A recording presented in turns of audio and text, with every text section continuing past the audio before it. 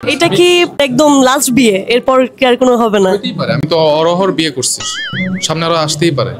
হু নোস। আপনি একটা লাস্ট ইন্টারভিউতে বলছিলেন যে একটা আপনার এক্স মনের ভেতর থাকবে, আর যেই আসুক না কেন সে বাইরে থাকবে। তখন ভাবি কোথায় থাকছে, মনের ভেতরে না বাইরে? আমি খুব একটা মেয়েদের সাথে এত ইন্টারাকশনে যাই নাই। হ্যাঁ, যাদেরকে এই ভিডিওতে দেখতেন তারা ভাড়া করা সব। আপনি কি অনেক স্ট্রেসে থাকেন? বিয়ের পর তো অবশ্যই। আচ্ছা, এটা কিন্তু ভাবি দেখবে। হ্যাঁ আমি জানি, তো এই জন্যই তো বলতেছি। আমি জানতে চাচ্ছিলাম যে এই কয়েকদিন আগে আপনার বিয়ে হইলো, বিয়েতে কত টাকা খরচ হলো? আমার না মেয়ে পক্ষের? আপনার? আমার বেশি যায় না, আমার লাখখানিকের মতো গেছে মাত্র? হ্যাঁ। তার মানে কি মেয়েদেরকে বেশি টাকা পয়সা দিয়ে মানে ঘরে উঠানো, এই ব্যাপারটাকে আপনি ট্রেনটা ইয়ে করে দিচ্ছেন? কেন, এটা সুন্নতি টাইপের ব্যাপার থাকে না, যে যত নরমালাইজ করা যায় এত খরচ। তাহলে কি খেজুর খেজুর ছুটি? হ্যাঁ, খেজুরি খেজুরি, আসলে আসলে আমি তো কোনো ইয়া করি নাই, অলরেডি কোনো প্রোগ্রাম করি নাই, জাস্ট কি বলে এটাকে আগ, ওইটা হয়েছে। তো প্রোগ্রাম কি হচ্ছে সামনে? হ্যাঁ হয়তো সামনে হবে, আমার বড় ভাই এখন আসে নাই তো, সো ওইটা ওই কারণে। নাকি ব্র্যান্ড প্রমোশনে টাকা পয়সা জমিয়ে এরপর বড় করে হবে? না এটা আছে, চাইলে এখনো করতে পারতাম। তাহলে ভাইয়া আপনি একটা লাস্ট ইন্টারভিউতে বলছিলেন যে একটা আপনার এক্স মনের ভেতর থাকবে, আর যেই আসুক না কেন সে বাইরে থাকবে। তখন ভাবি কোথায় থাকছে, মনের ভেতরে না বাইরে? ভালো ভালো কোয়েশ্চেন। না এখন অনেকে বলতেছে নাম চেঞ্জ হবে কিনা।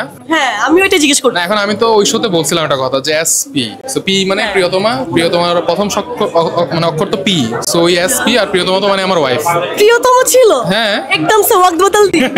আপনি এই যে এত মেয়ের মন ভেঙে দিলেন বিয়ে করে, এখন আপনার মেয়ে ফ্যানদের উদ্দেশ্যে যদি কিছু বলতে চান?